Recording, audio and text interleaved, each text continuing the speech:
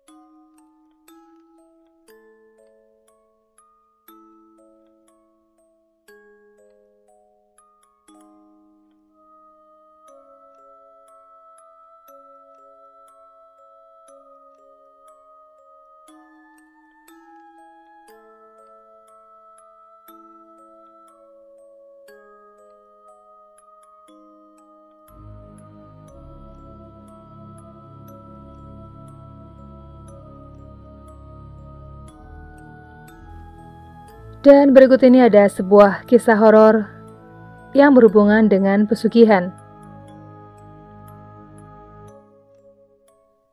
Lama hidup miskin membuat Purnomo berputus asa. Maklumlah, sejak dipecat dari pabrik cat tempatnya bekerja, membuat hidup Purnomo seketika ambruk. Siti, istrinya, meminta cerai karena Purnomo tidak lagi memberinya nafkah lahir, sedangkan utangnya makin hari makin menumpuk. Hidup saya ya dari utang itu, dan 2 anak saya terpaksa harus putus sekolah, keluh Purnomo.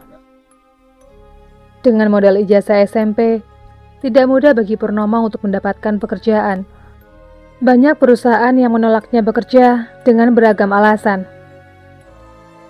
Pernah, saya sampai dikejar-kejar pakai golok oleh orang yang nagih utang ke saya, katanya. Hingga pada suatu hari, Purnomo bertemu dengan Jamil, teman kecilnya. Purnomo tahu, sejak dulu Jamil adalah pengangguran kelas berat. Jamil tak pernah terlihat bekerja. Namun penampilan Jamil kini sangat jauh berbeda. Berlente, keren, dan banyak duit.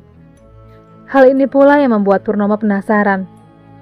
"Kamu kerja apa sih, Mil?" tanya Purnomo. "Kamu mau ikut aku?" tanya Jamil balik. Purnomo pun mengiyakan. "Tapi syaratnya berat loh, Pur. Apa kamu sanggup?" kata Jamil lagi. "Sanggup lah," jawab Purnomo. Saat itulah Jamil mengatakan bahwa jika ingin kaya raya seperti dirinya, Purnomo harus memberikan sesaji kepala kerbau ke makam keramat di pesisir Laut Selatan. "Kamu harus mengantarnya sendirian," kata Jamil. Hingga waktunya tiba, tepat jam 12 malam, Purnomo datang ke makam keramat yang ditunjukkan Jamil. Sambil membawa kepala kerbau, Purnomo masuk pelataran makam yang terasa cukup angker. Hanya ada 1 makam di tempat itu. Selebihnya, sekeliling makam itu hanya ada pepohonan yang sangat lebat. Ada 4 pohon beringin itu yang tumbuh di sekitar makam. Tak ada yang tahu makam tersebut berisi jenazah siapa. Yang pasti, banyak orang yang datang ke tempat itu untuk lelaku pesugihan. Konon, ada 2 jin penghuni makam keramat itu. Yang pertama, jin berwujud ular raksasa, dan satunya adalah buaya putih bermahkota. "Tergantung nanti siapa yang menemuimu, ular ataukah buaya putih," kata Jamil. Tak disangka tak dinyana, ketika Purnomo meletakkan kepala kerbau dan kembang di makam keramat itu, tiba-tiba datang angin yang cukup kencang. Angin kencang yang diiringi hujan yang sangat lebat. Sesuai pesan Jamil, Purnomo tak beranjak dari tempat duduknya meskipun diganggu hujan dan angin kencang. Ketika membaca doa itulah, Purnomo dikejutkan dengan datangnya buaya putih dan cukup besar. Buaya putih itulah yang konon akan membantu Purnomo mencarikan kekayaan dengan cara gaib. Seminggu setelah Purnomo tiba di rumah, pria 46 tahun itu dikejutkan dengan kehadiran Gentong yang tiba-tiba ada di kamar tidurnya. Gentong adalah semacam gerabah yang terbuat dari tanah. Biasanya orang Jawa dipakai untuk menyimpan makanan atau air. Ketika Purnomo membuka penutupnya, dia terkejut bukan main ketika melihat isinya. Di dalam gentong itu berisi uang koin dan uang kertas beragam pecahan. "Aku kaya, aku sugih," kata Purnomo setengah nggak percaya dengan apa yang dia lihat. Uang segentong itu dia hambur-hamburkan, dia habiskan untuk berfoya-foya, main judi, perempuan, dan mabok-mabokan. Tetapi anehnya, setiap kali habis, uang di gentong itu kembali terisi penuh. Dan itu berlangsung hingga belasan tahun. Purnomo sendiri sampai tidak tahu berapa jumlah kepala kerbau yang sudah dia persembahkan kepada siluman buaya putih penunggu makam keramat. Hingga akhirnya, Purnomo jatuh sakit. Dia kesulitan makan, perutnya membuncit. Yang aneh, dokter tidak menemukan jenis penyakitnya. Secara medis, Purnomo baik-baik saja. "Ini aneh, perutku terasa diisi dengan bongkahan batu. Sakitnya luar biasa," kata Purnomo. Oleh salah satu saudaranya, Purnomo dibawa ke seorang kiai di kawasan Cirebon, Jawa Barat. Oleh kiai itu, Purnomo diminta untuk tetap tenang. "Sepulang dari operasi, saya diminta untuk istirahat di rumah, dan saya diminta untuk lebih banyak istirahat," kata Purnomo. Setelah mandi kembang 7 rupa, keluhan Purnomo terus berkurang. Lambat laun, penyakitnya mulai sembuh. Namun anehnya, seiring dengan sembuhnya penyakit itu, gentong milik Purnomo tidak pernah lagi terisi. Demikianlah sedikit ulasan tentang ilmu pesugihan putih. Buat kalian yang suka dengan channel ini, jangan lupa untuk menekan tombol subscribe-nya, supaya channel ini semakin berkembang. Sekian dulu video kali ini, jumpa lagi di video berikutnya.